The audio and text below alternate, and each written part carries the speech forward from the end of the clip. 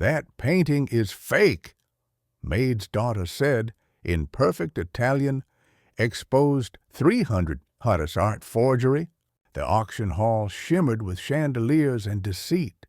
Cameras clicked, whispers rippled, and on the front row sat Alexander Reeve, the man headlines called the Crown of Capital. 43 years old, sleek as obsidian, his bespoke suit whispered money in every stitch. Yet tonight, his empire trembled behind that flawless composure. "Sold, pending final bid approval from Mr. Reeve," the auctioneer declared, voice booming beneath the gilded ceiling. All eyes turned to him. Alexander adjusted his cufflinks, each platinum edge catching light like a blade. The masterpiece before him, La Dama Silenciosa, allegedly a lost Leonardo, was meant to seal his legacy, a $300 million monument to his late wife's memory and his own immortality. But then a child's voice sliced through the grandeur. "Quel dipinto è falso."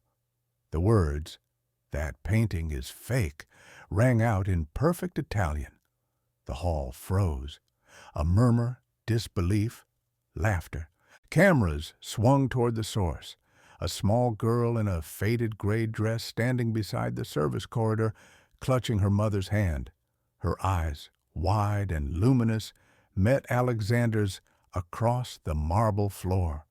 The crowd erupted. Security moved. The auctioneer barked for silence. Alexander's pulse quickened, not in anger, but in something darker. Shame, fear, recognition. He had heard those same defiant tones once before, long ago. In another life he'd buried under billions. "Who are you?" he demanded. The girl curtsied awkwardly. "Clara Miller, sir. My mother works for you." Gasps. A maid's daughter interrupting a multi-million-dollar sale.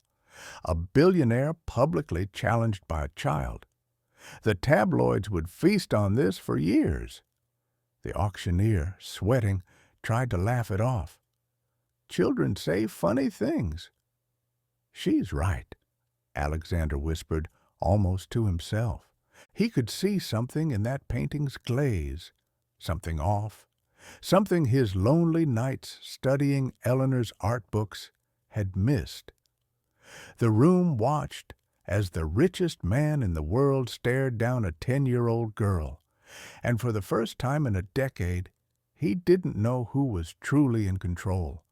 London glittered like a crown dipped in frost, and Alexander Reeve wore the city the way other men wore aftershave, habitually, invisibly, as if power were a scent. His world was a geography of high floors. The penthouse of the Reeve Tower, with its glass corners cutting the sky. The private dining room at Aurelia, where tablecloths fell like snow. The boardroom on level 72, where the city unfurled in rivers of light beneath his decisions. Waiters glided as if on rails. Drivers spoke softly, as if volume could bruise money. Elevators whisked him between glass boxes filled with people hired to agree. Yet, even in the center of that curated hush, there was a different silence, the kind that follows loss into every room. After the auction interruption, after the little girl with the improbable Italian, Alexander rode up to his apartment and found the only creature that could still greet him without calculation, a towering Irish wolfhound named Bram. The dog rose, thumped a tail like a padded hammer, and rested a shaggy chin on Alexander's thigh with a small chuff of recognition. Alexander's hand disappeared into the coarse gray fur and stayed there longer than it needed to. Bram smelled faintly of rain and old leather, like a childhood memory from a life that officially didn't exist. The apartment was a museum of exclusions. He kept Elena's piano, closed. He kept her sketchbooks, shelved. He kept her favorite tea, sealed, labeled, stacked. He had built an empire that made headlines and enemies and unbelievably efficient returns. And then he had let grief arrange his days into neat containers that nothing could escape from. Tonight, a 10-year-old had pried open the lid.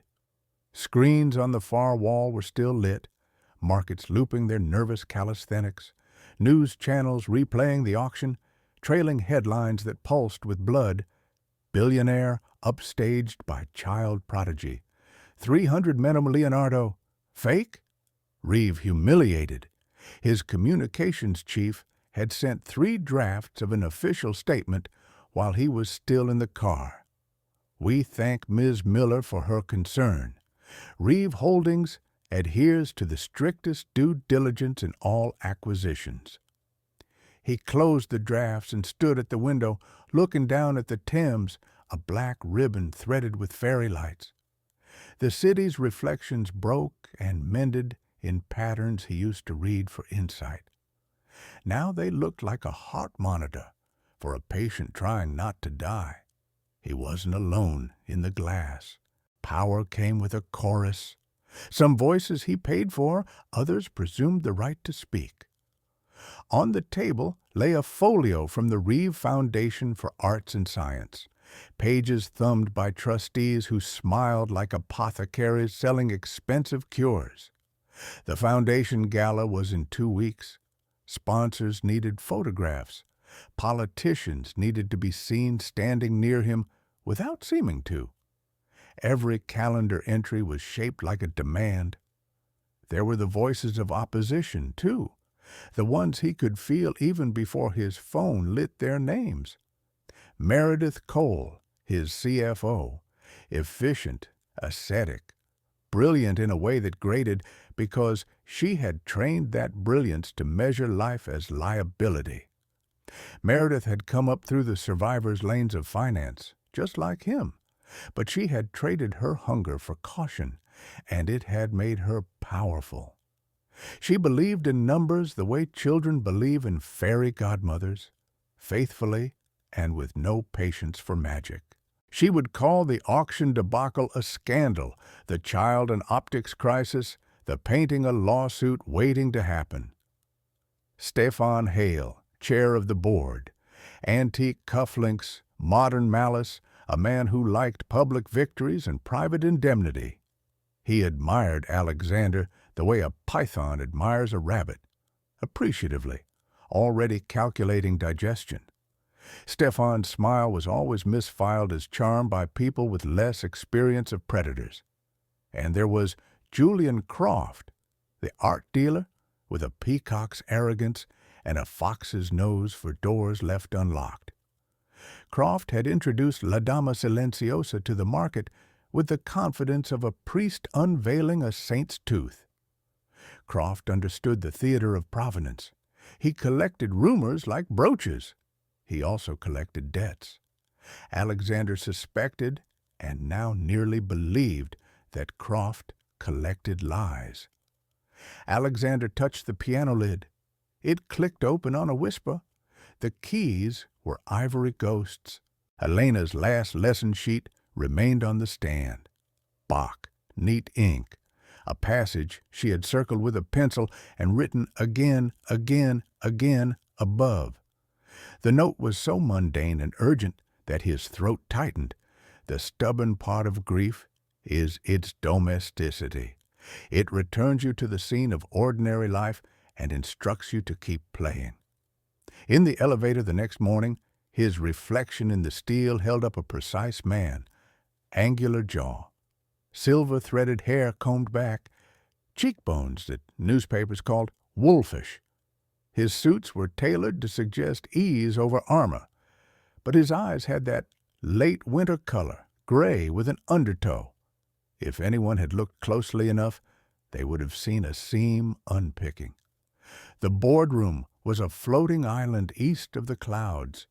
Its table was a wing of polished walnut that could have flown if you believed it hard enough.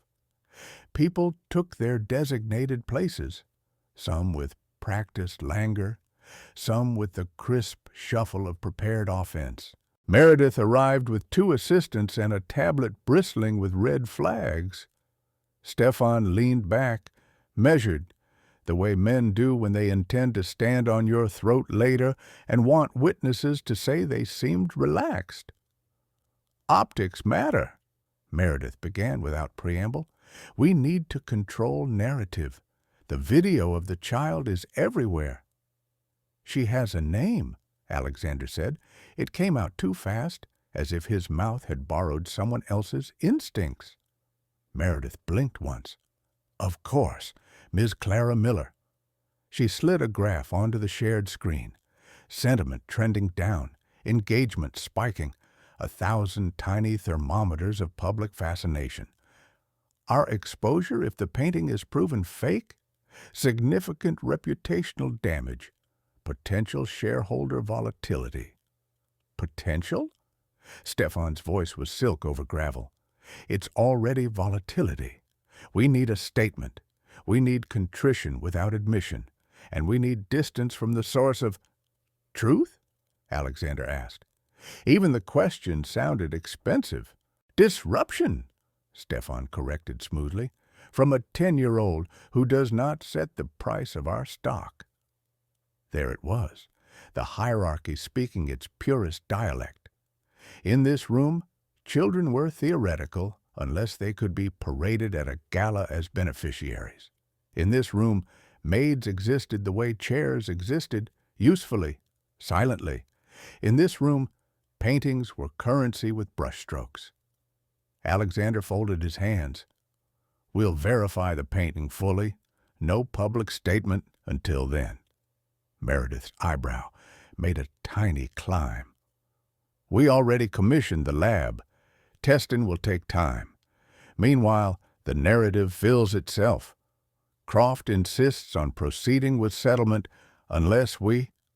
Croft doesn't proceed anywhere without our permission, Alexander said, calmly, too calmly. He brokered a fraud, or he didn't. If he did, he has a date with a courtroom and a very bad year. Silence tilted.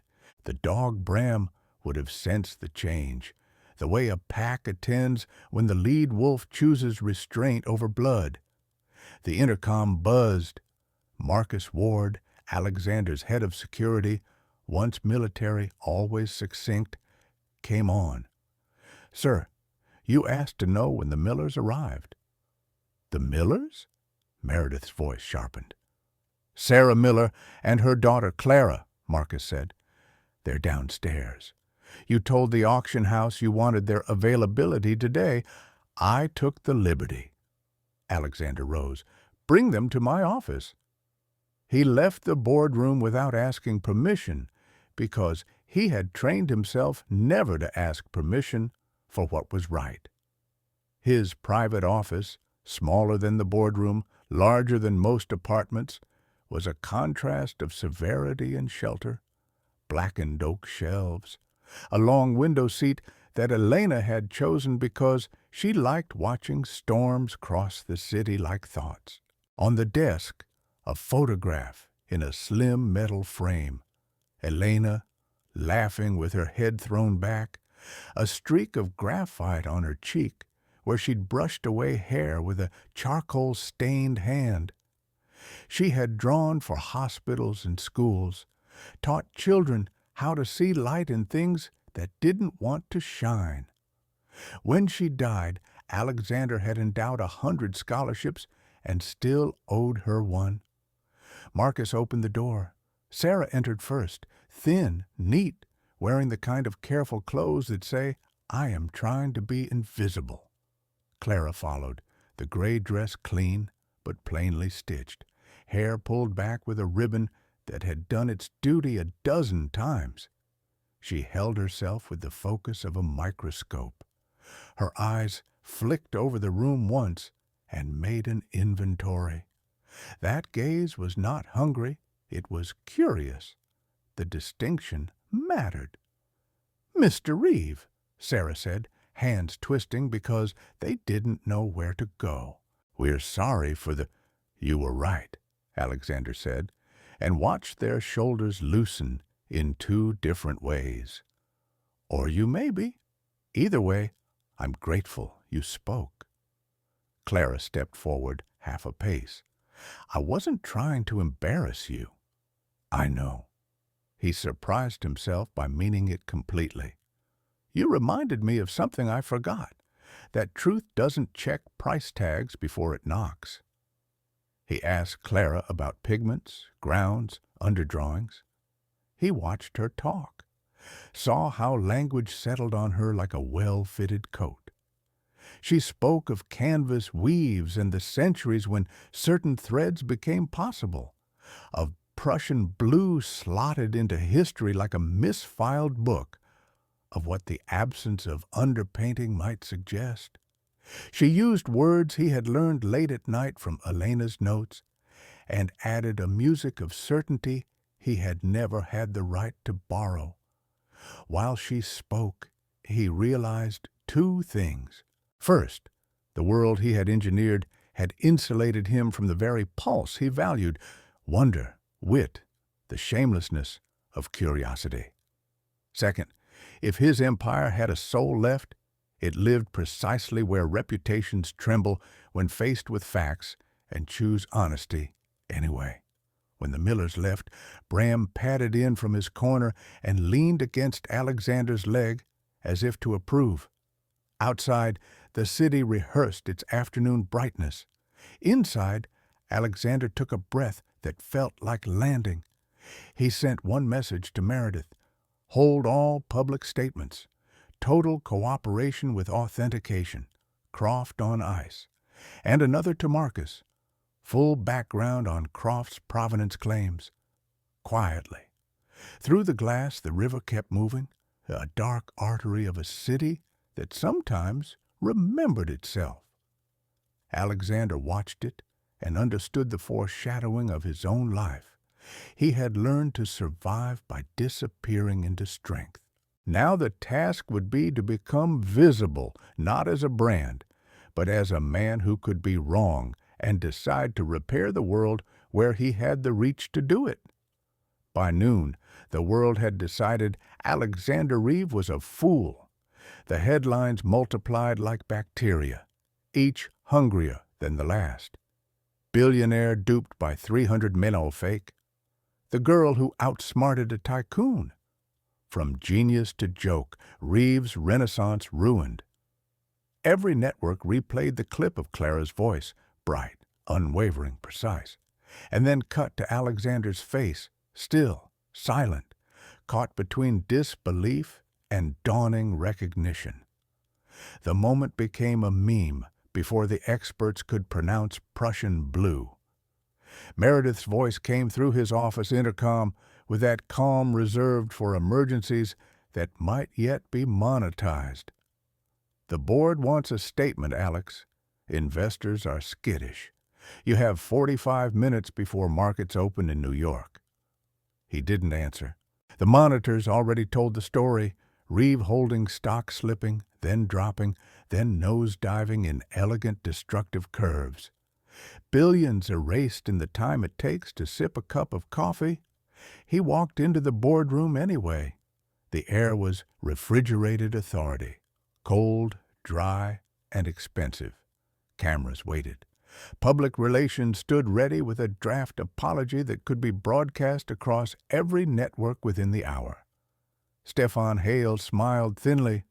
"Alexander, I know you value loyalty. That's why I thought it best to speak openly before the market does it for us." Alexander remained standing. "Say it." Stefan folded his manicured hands. "The shareholders are panicking. The trust you built is fragile. There's talk of an emergency vote to appoint interim control until this scandal resolves." "Interim control," Alexander repeated. The phrase tasted metallic. "Meaning you." "Meaning stability," Stefan said. His tone was all velvet, no mercy. "You're too close to this. The painting, the maid, the child. It's sentimentality, Alex. And sentimentality is lethal at this level." Meredith didn't look up from her tablet. "He's not wrong. Optics are against you. I advise temporary delegation. Let us manage the response, the audits, the press. Alexander's hands tightened on the back of a chair until the leather creaked. You mean take the company from me under the pretext of protecting it? Don't dramatize, Stefan said. We're protecting value. Value? Alexander's laugh was low, almost kind. You mean the illusion of infallibility? Investors prefer illusions that appreciate, Stefan replied. The exchange was surgical, polite, bloodless, but every word cut through a decade of power. They had waited for this weakness, the first public wound in his immaculate record. He saw it in their postures, their almost forgiving smiles. He gave them nothing more than a nod. Fine, call your vote, but do it transparently. Record it. Publish it. Meredith's gaze flicked to Stefan. They hadn't expected compliance. They wanted rage. Rage would justify removal. Instead, Alexander's calm unsettled them. The vote passed 6-3. The motion, temporary suspension of executive control pending investigation of asset fraud. He watched the tally appear on screen, white letters against black, sterile as a gravestone. Afterward, he walked the corridor in silence while assistants pretended not to exist. Even the elevator seemed to hum apology. When the doors opened onto the ground floor, the press was already there. Mr. Reeve, is it true you purchased a forgery? Did you collude with Julian Croft? Will you resign? Is the child available for comment? The last question, the child, landed hardest. Because Clara Miller, in her gray dress and ribbon, had become a global archetype overnight. The little girl who told the truth. And he, the man who bought lies. He forced a measured smile, the kind that could pass for diplomacy in a war zone. The truth deserves more than sound bites, he said, then stepped into the waiting car. Inside, the glass partition rose, sealing him in solitude. For the first time in years, he reached for his wedding ring, still on a chain beneath his shirt, and closed his hand around it. The gold was warm from his skin, but carried the weight of absence. Bram's head rested on his knee. The dog had followed without command, as if knowing the scent of defeat. Outside, London passed in blurs. Umbrellas, headlines, faces pressed against cafe screens. He stopped the car near the Thames and stepped out into the drizzle. Crowds noticed, cameras swiveled. He ignored them. His reflection shimmered in the river, fractured, unstable. He remembered Elena's voice on their first visit to this city, years before he could afford anything beyond hope. Art, she'd said, isn't what survives time. It's what keeps time alive. Now his empire survived, but he did not feel alive. When he returned home, security met him with a sealed envelope. The handwriting was unfamiliar, looping, elegant. Inside, one line on old stationery. Forgive me, Alex. The painting's provenance was altered long before you saw it. J.C., Julian Croft, confession or manipulation? He couldn't tell, but the timing was too neat. Within an hour, news broke. Croft had fled London. His gallery shuttered. Interpol issued a warrant. And Alexander Reeve, the man who could buy almost anything, realized the truth would cost more than he'd ever paid. The next morning, Stefan Hale gave a press statement. Mr. Reeve remains on sabbatical, while the board safeguards corporate integrity. It was humiliation disguised as procedure. The markets applauded the illusion of order. By evening, alone in his penthouse, Alexander turned off every light except one, above the piano. He opened the lid again. The keys waited. silent. He pressed a single note.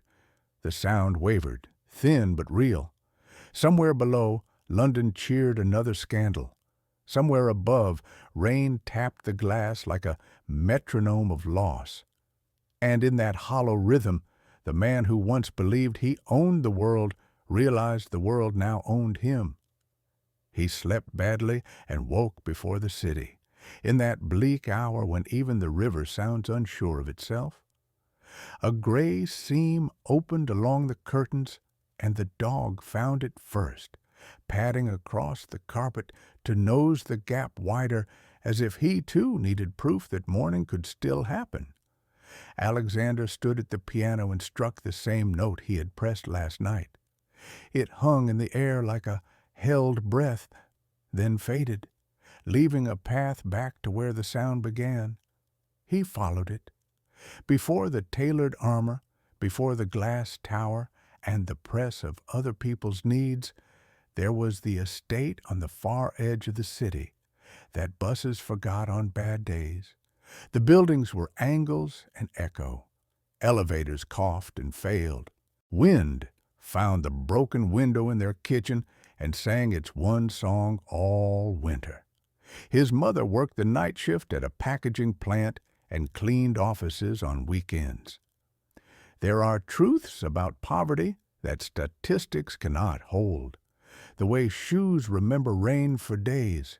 The way shame sits at the table and pretends to be a salt shaker. His name was just Alex then, and his world was inventory. He counted bread ends, bus routes, textbook pages missing from the hand-me-down copy. Counting had a steadiness to it. If he could arrange the numbers, maybe the days would arrange themselves. On Saturdays, when his mother slept, he walked to the charity shop 3 streets over and stood very close to the glass case that held the things the volunteers considered fragile. Porcelain figurines with chipped fingers, brass compasses that no longer pointed at anything useful, a tin soldier who had lost his gun and learned to raise his hand for a different reason. Once, at the back of that shop, an old man with hands like winter branches sat at a folding table and mended books. He had a magnifying visor pulled down, and under it his eyes looked like a hawk's. He taught Alex to fix spines with rice paste and patience. "Most breaks," the man said, "are not catastrophic. They're just repeated. If you stop the repeating, you stop the breaking." His name was Mr. Halprin, and he had been a conservator before his bones suggested a gentler pace. He wore a loop of twine around his wrist to remind himself not to hurry with delicate work, and he let Alex tie a loop around his own wrist until the habit took. Mr. Halprin showed him how to lift brittle paper with a palette knife so thin it could cut a thought. He spoke about layers the way other people spoke about God. "Paper has memory," he said. "Glue is a promise. If you listen, you'll hear where the damage began, and you'll know how to end it." Alex began to look at everything that way, as a surface hiding a history. The peeling paint on their stairwell had strata like a cliff. The school bully wore cruelty like a coat, 2 sizes too big. It flapped when he ran. Even the night shift had layers. His mother took the earliest bus, not because the manager demanded it, but because the bus driver on that route saved a seat and a smile. Layers everywhere, asking to be read. The library became a cathedral that accepted him without questions. There he met Elena for the first time, years before he would understand that a single glance can commit you to a future. She sat cross-legged on the floor between art history and architecture, a pencil tucked in her hair. She had that way of looking, too, like the world was a palimpsest, and if she waited long enough, what mattered would shine through. She pushed a book toward him without looking up. "Not the glossy ones," she said. "Start with the ones with bad reproductions and good footnotes. The truth hides where nobody bothers to look." He carried that sentence like a key. When money finally courted him, it did not arrive like a symphony. It arrived as a problem set. Phones that needed repair, parts that needed sourcing, contracts that needed translating from the predatory language of penalty into the plain tongue of probability. He caught the attention of a man who had already learned how to buy cities one permit at a time. Hector Liang saw a boy who could read the layer beneath the layer, who used the twine around his wrist to remember not to rush when the fragile thing in front of him was, for once, opportunity. Hector didn't give him a job. He gave him errands that could become education if he performed them with reverence. Fetch this binder from a firm in Canary Wharf and tell me what they left out of the appendix. Sit in that meeting and tell me whose smile means debt. Review the contracts for the small acquisitions everyone ignores and tell me which one's numbers are telling a story with a nervous ending. "Numbers," Hector said over noodles in a shop that smelled like rain, "are always stories. Some are mysteries, some are jokes, some are lies. Learn the tone." Alex learned the tone. He learned that risk has an accent. He learned that caution sometimes whispers like greed wearing a mask. He learned to make money travel. Success, when it finally announced itself, did not feel like triumph. It felt like a quieter kind of hunger. He could move capital across borders, bundle assets into docile forms, teach revenue to behave, but he could not stop the repeating break, the way his mother would count pills into a plastic cup for headaches that had the shape of fatigue. He bought her the silence she had earned, a flat where the windows sealed out winter, a kettle that sang instead of hissed. He signed 100 papers a week and pretended his signature was a kind of cure. Elena crossed his path properly at a fundraiser in a museum that had borrowed a soul for the evening. She wore a dress the color of dusk, and the pencil was still improbably in her hair. She recognized him first. "Did you follow the bad reproductions to their source?" she asked, smiling the way people do when they know the answer. He laughed, and some of the armor he had taught himself to wear remembered how to be skin. They became a pattern with its own music. She taught children to draw the difference between shadow and shade and make both into shelter. He built programs that paid for the rooms in which those classes could happen. She pressed his hand against rough fresco walls in old churches and told him to feel the grit of time. "Again," she'd say when he rushed a line in her studio. Again. When Bram found them, soaked, skeletal, a foundling with a pedigree of rain under a bridge in Kilburn, Elena wrapped the dog in a towel and said, "We save what we can." The dog looked at Alex as if drafted into a promise. The loop of twine around his wrist tightened. The tragedy arrived without warning and then replayed itself in 1,000 small ways, as tragedies always do. A driver with a timeline longer than his attention. A corner where the city narrows to a thought and the thought gets it wrong. A call, a hospital corridor, the good doctor's mouth making shapes that had nothing to do with language. He made the donations. He endowed the wards. He signed the papers. None of it reversed the arithmetic. After the funeral, grief rearranged the furniture. He turned the piano into an altar by neglecting it. He turned her sketchbooks into fossils by refusing to open them. Work, which had once been a tool, became an anesthetic calibrated to dose. If he measured enough, acquired enough, built enough, perhaps the repeating break would stop. It didn't. He built higher floors, and the absence climbed with him. So he learned a new lesson.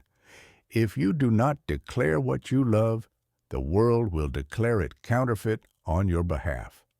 He declared nothing. He let others curate his declarations. Stefan loved that. Meredith could work with that. Investors adore a man who does not require the mess of being understood. He cultivated that mess into a myth of efficiency.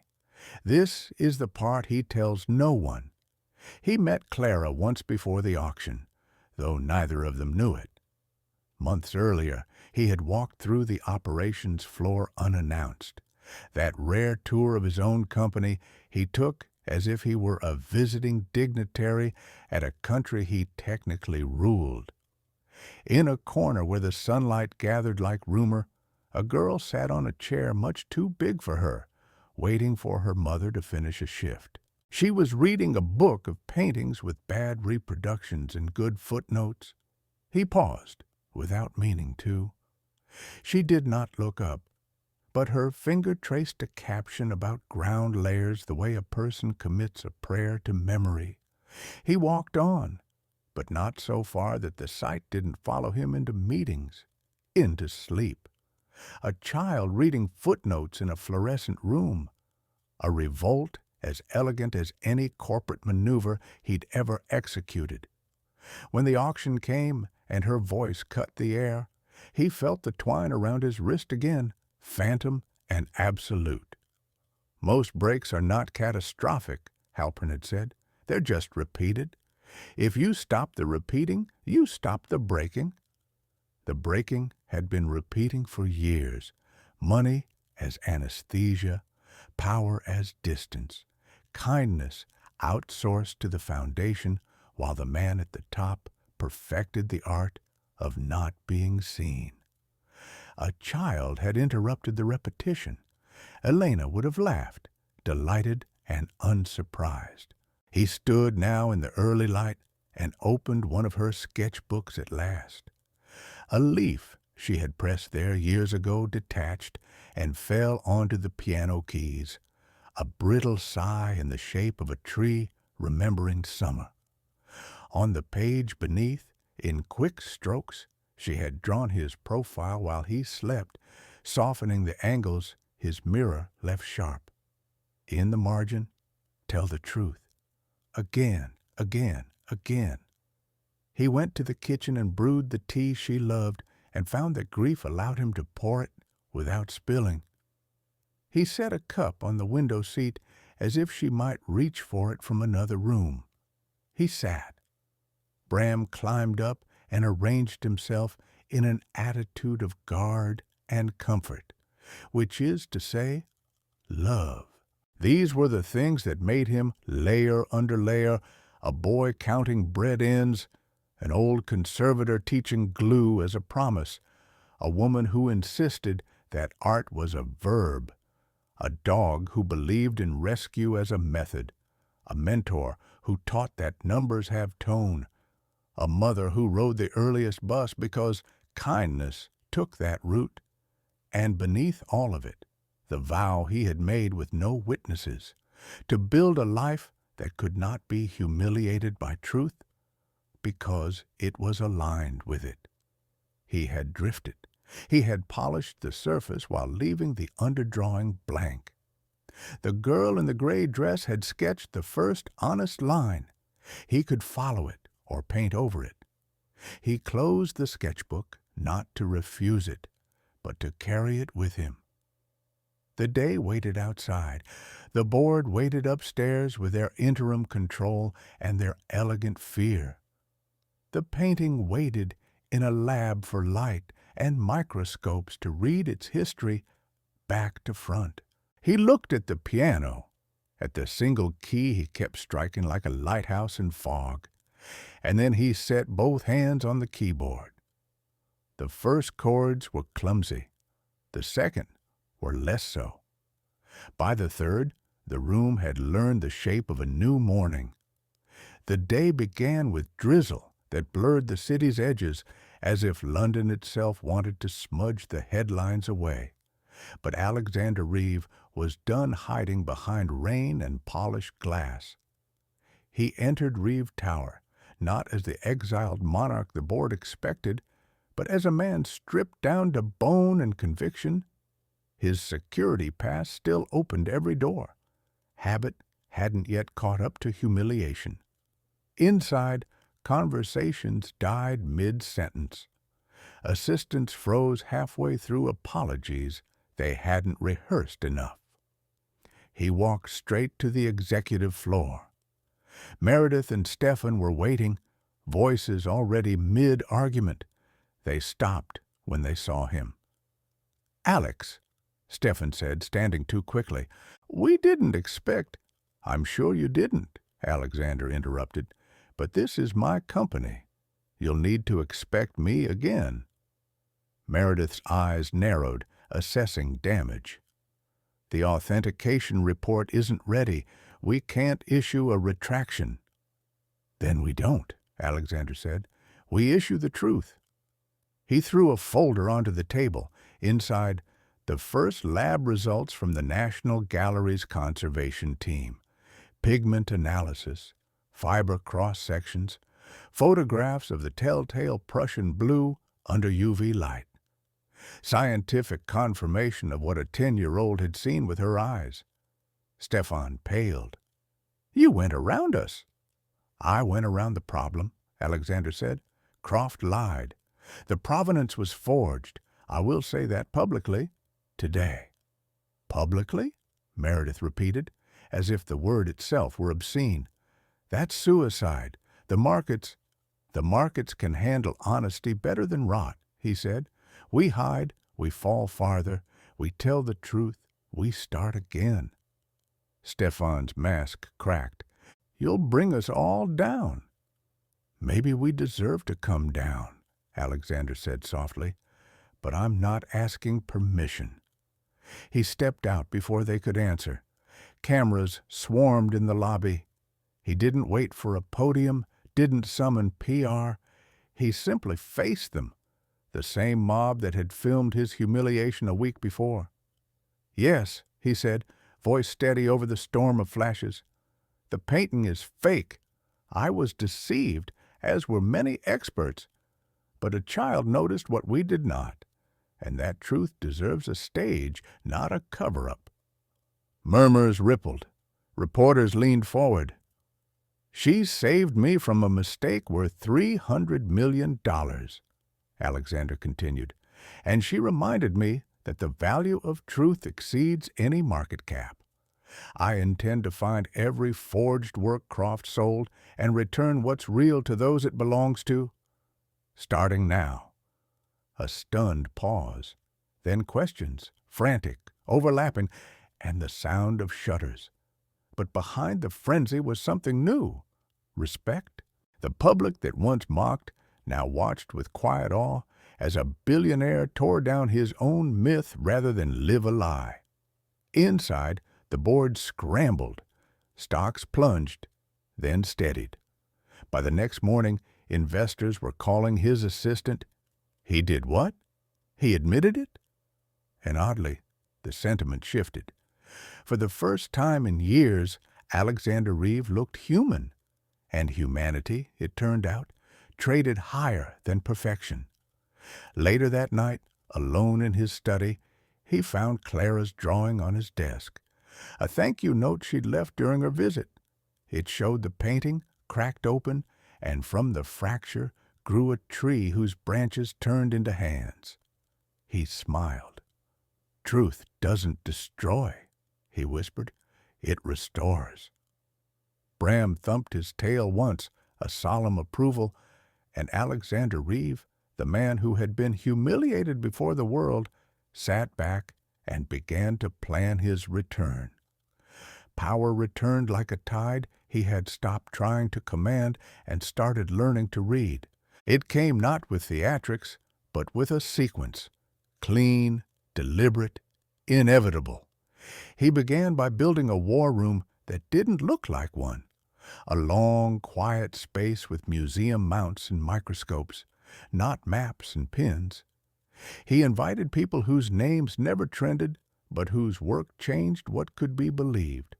Conservators with hands trained to listen, provenance historians who hoarded footnotes, a former Interpol analyst who treated shipping manifests like diaries. He gave them one rule: we pursue truth even when it hurts us. He gave them one promise: I will not flinch when you bring me pain. At the head of the table, he laid out the spoils of a different kind of hunt. Croft's catalogs annotated with prices meant to impress and references meant to mislead.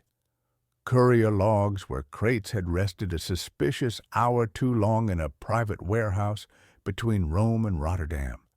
A hard drive salvaged from a gallery assistant's desk that contained a spreadsheet innocently titled Events. But inside it, dates married to surnames, married to sums that made a new story. A forgery ring passing as a salon. Follow the crates, Alexander told the analyst. Follow the varnish, he told the conservators. Follow the letters, he told the historian. I'll follow the money. He went to Meredith Cole with a stack of authorizations and a truth she could respect, numbers that didn't lie to themselves. I need an internal audit that treats me as suspect and the board as merely probable. You won't like what we find, she said. I'll like it more than ignorance. Her mouth tilted, the rarest expression she owned, halfway to a human smile. Then let's stop being ignorant. Over 48 hours, his team turned Croft's portfolios inside out. UV photographs bloomed with modern pigments pretending to be saints. Cross-sections of paint layers read like tree rings from the wrong century. Somewhere in a curl of underdrawing, a hand with perfect confidence had repeated a mistake that the original artist never made. The historian found a letter of sale dated on a Thursday. The monastery that signed it had been closed by Napoleonic decree for 11 years. The Interpol man traced a crate's overnight rest to a facility owned by a trust registered in the Caymans. The beneficial owner, with the right pressure, resolved into a name Alexander had been waiting to see. Stefan Hale's nephew, paid consulting fees through a shell, receiving crates like secrets always on Thursdays. Careless, the analyst said. No, Alexander answered, confident. He didn't storm the boardroom. He invited each director one by one into an office stripped of ceremony. He placed in front of them 3 objects: a lab report, a cash flow chart, and a handwritten list of restitution candidates, families who had lost paintings in war or fraud and never expected the world to apologize. This is what we built, he said, tapping the chart. This is what we bought, he said, touching the lab report. This is what we will return, he said, sliding the names forward. Some flinched, some measured, a few wept. He made no speeches. He asked only for signatures. When he finished, he had what he needed. Not their love, he did not want that, but their consent. Then he went to the people who did not care about boards. He went to the curators who had dismissed him as a donor with good suits and a vague guilt. He showed them the lab results, brought his own team, and said, "You can lead this, or you can watch me do it. Either way, it will be done." The best of them chose to lead. The worst of them asked for their names on the press release and melted when he didn't answer. The work did not require adverbs. It required time stitched to courage. He wrote to Clara in the late hours, when plans become promises. He kept the letter simple enough to carry in a 10-year-old's pocket. You saw what the rest of us forgot to look at. I'm assembling a unit in the foundation to study, teach, and defend truth in art. It will bear your great-grandfather's name if you'll allow it. I would like you to be our first student, our youngest teacher." He signed it and added a postscript in his least corporate handwriting. "Bram misses you." On a wind-stained morning that tried to be spring, he held a press conference not in his tower, but in a gallery that still smelled faintly of shellac and questions. He stood at a simple lectern. No logo, no velvet rope. Behind him, tables with artifacts of evidence, pigment jars labeled like culprits, cross-section slides like candy for scientists, shipping labels laid out as if they were poems you had to read slowly. "The painting was fake," he said, voice steady, the rest of him even steadier. "We've confirmed it. More importantly, we've mapped how and why. We've found a network. We are working with the authorities who will do their work, carefully, lawfully. But today, I want to talk about repair." He spoke of restitution with the kind of specificity that doesn't trend because it resists simplification. He named families, not to make a spectacle of their losses, but to make those losses less abstract. He announced the creation of the Miller-Halpern Unit for Art, Truth, and Restitution, a name that folded a 10-year-old's courage into an old conservator's patience and made of them an institution. "We will fund research. We will teach methods. We will publish our failures as openly as our findings. We will return what is not ours to keep." A reporter called out, "Is this a rebrand?" "No," Alexander said. "This is repentance." The room altered. Even the cameras seemed to angle themselves with a different kind of attention. Repentance is rare in public language, rarer still from men whose money could buy prettier words. He felt the risk of it, and the relief. Afterward, he walked through a side hall with Bram, whose leash was ceremonial at best. He found Clara and Sarah waiting near a window lit like a painting of mercy.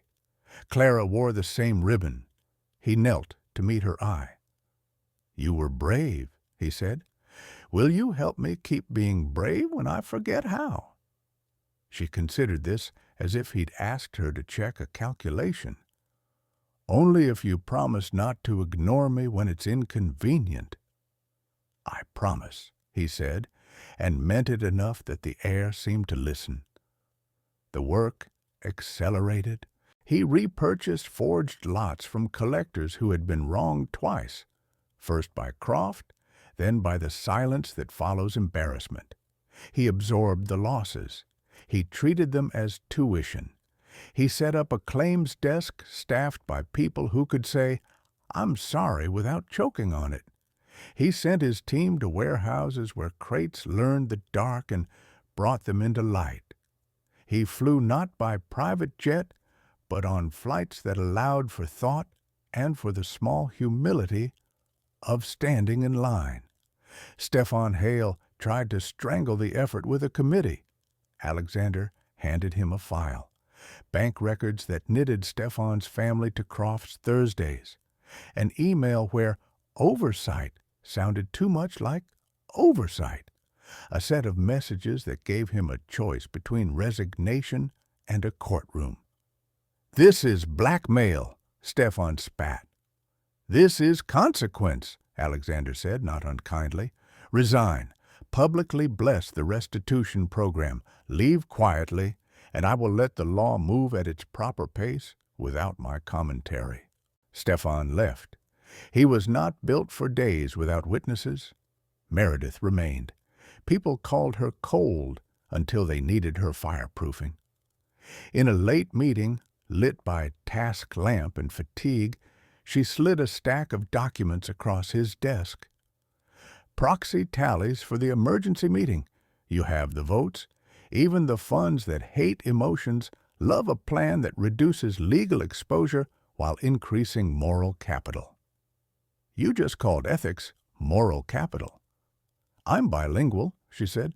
Bottom line, you regain control tomorrow. He slept like a man arriving somewhere he had been walking toward for years without admitting it. The emergency meeting felt like a storm paused mid-strike.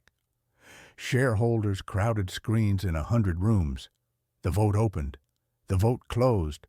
The results stacked themselves into a verdict that would have broken him weeks earlier and now simply returned him to himself.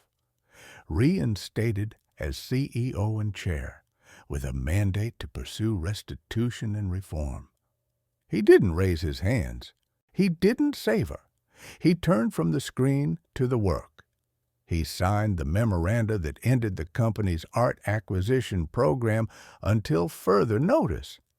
He instituted a policy that any future cultural purchase would be audited by outside experts chosen by people not on his payroll.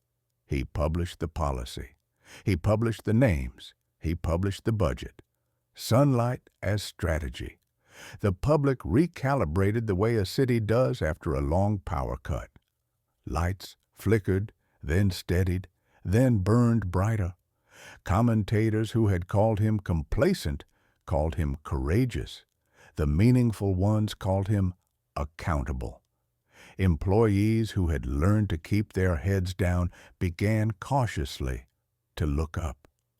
Bram began sleeping in the office during the day, an enormous rug with opinions, and people who would have feared bothering a billionaire scratched his ears like a colleague.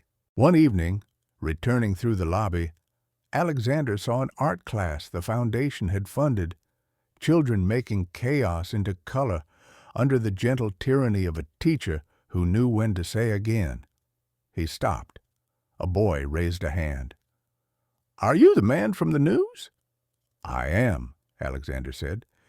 "Did you really give the paintings back, even though it was embarrassing?" "Yes." The boy considered, then nodded, as if that were the only test that mattered. "Okay," he said, "then you can help me fix this cloud. I messed it up." Alexander set down his briefcase. He took the brush. He remembered the loop of twine. He did not hurry. The cloud learned a new shape. By the time he reached his office, the city was blue and gold and forgiving. He stood at the piano and played a phrase Elena had once circled. Again, again, again. It wasn't perfect. It was honest. The room accepted the difference. Outside, the press told a simpler story. Billionaire humbled, billionaire redeemed. Inside, he preferred the complicated version where a child had given him his life's second first chance. And he had taken it, not to rebuild what he had, but to build what could stand when truth knocked loudly. The press called it the Hale collapse, though Alexander never used that phrase. He preferred silence to spectacle, but silence didn't stop the world from watching a giant drown. It began with one article. The Guardian published leaked documents from the restitution inquiry, not from Alexander's team, but from the Government Oversight Committee now investigating the art forgery network. The evidence was devastating. Financial trails linking Stefan Hale's family trust to Croft's accounts, falsified appraisals stamped by shell companies, and correspondence showing Stefan had used his board position to approve acquisitions that funneled millions into his nephew's galleries. By noon, Stefan's empire was in freefall. By evening, his resignation letter was trending worldwide. He held a press conference, trembling hands clutching the podium. "These allegations," he began, "are misunderstandings." But his voice broke on the word. Cameras zoomed in on sweat gathering at his temples. Behind him, the boardroom that once worshipped him now looked at the floor. When Alexander entered, the crowd parted without instruction. He didn't gloat. He didn't raise his voice. He simply said, "Integrity isn't negotiable, Stefan. It's the only thing that survives when everything else burns." Stefan stared at him, a mix of fear and disbelief. "You think they'll forgive you? You think this makes you righteous?" "No," Alexander replied. "It makes me accountable. There's a difference." He handed over the file, Croft's last signed confession, extracted under police supervision. "Your nephew didn't forge art, Stefan. He laundered it. You gave him the channels. That's not misunderstanding. That's betrayal." The silence that followed was surgical, precise, cold, and final. Stefan's shoulders slumped. The cameras caught it, and the image traveled faster than any speech could. Later, when the room emptied, Meredith approached. "He'll be charged." "Yes," Alexander said, "and I'll testify. The law can have its turn now." She looked at him for a long moment. "You've changed the atmosphere here, you know. People are working again, not just surviving." He smiled faintly. "Truth has better air." That night, Alexander visited the conservation wing, now renamed the Clara Miller Gallery of Truth in Art. Workers were rehanging a restored original Vermeer beside its fake under clear glass, the label reading, "Two versions, one deception, both part of history." He stood there for a while, bathed in soft white light, and realized that justice didn't feel like victory. It felt like equilibrium, like a balance restored after too many years of tilt. Bram settled beside him, sighing into the stillness. Outside, London glittered, not mocking this time, just alive. Alexander whispered to the reflection in the glass, "We fall when we forget the weight of our own hands. He fell, I won't." And somewhere in that quiet, even the ghosts of his past seemed to nod. On the night the gallery lights first dimmed over the restored Vermeer, Alexander dismissed the car and walked home along the river. The Thames moved with patient conviction, a sheet of pewter under a wind that smelled faintly of rain and iron. London didn't cheer or jeer anymore. It breathed around him, busy, indifferent, whole. He liked it that way. The world was not a mirror. It was a place. In his penthouse, he set 2 cups on the window seat and poured tea out of habit. 1 cup for the living, 1 for the promised. Bram climbed up and took the space between, a bridge of warmth and weight. The piano waited with its lid open, the keys a long white road. He pressed a chord Elena had loved, tentative at first, then steadier. Music didn't forgive, it accepted. That was enough. On his desk lay 3 letters. The first, from the government archive in Vienna, acknowledging the Foundation's role in tracing a stolen painting to a survivor's granddaughter. The second, from a small museum in Warsaw, agreeing to co-publish failed attributions so others could learn where certainty collapses. The third, written in precise handwriting on lined paper, "Mr. Reeve, you said we should publish our failures. Today in school, I misread a color under the lamp and said it was ultramarine. It was cobalt. I was embarrassed. But I think failure is a lamp, too, if you put it in the right room. Clara." He pinned the note above his desk beside Elena's scribble, again, and smiled at the symmetry. 2 hands tugging him forward, one from the past, one from the future. Tomorrow held the emergency shareholder debrief, the restitution ceremony, where he would stand at a podium and give something back that had never belonged to him. The meeting with a school that wanted to fold conservation into its science curriculum. None of it would be tidy. He had made peace with that. Repair, he'd learned, is not a finish, it's a practice. In the quiet, his phone lit with a message from Meredith. Audit complete. Clean. For now. For now. He appreciated the clause. Perfection was the wrong flag to sail under. He preferred vigilance. He returned to the piano, and the city joined in. Elevator hum. Distant siren. Someone laughing 2 floors down. He thought of the boy with the cloud and the way a bad shape, patiently revisited, can become weather worth keeping. He thought of Stefan, shrinking into consequence. He thought of Clara, misreading a color and choosing to write a letter instead of hiding.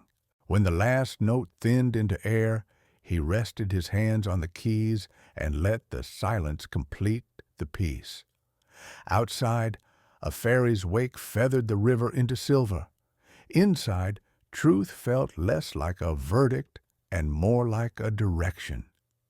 He whispered to the emptiness that wasn't empty, I can't promise not to break again, but I can promise not to repeat. Bram's tail thumped once, a small gavel approving the oath. Dawn would come, and with it another ledger of choices. He would count differently now, not just profit and loss, but loss returned, trust earned, truth published. The skyline held its breath, and somewhere behind the glass, a man and a dog and a city agreed to begin.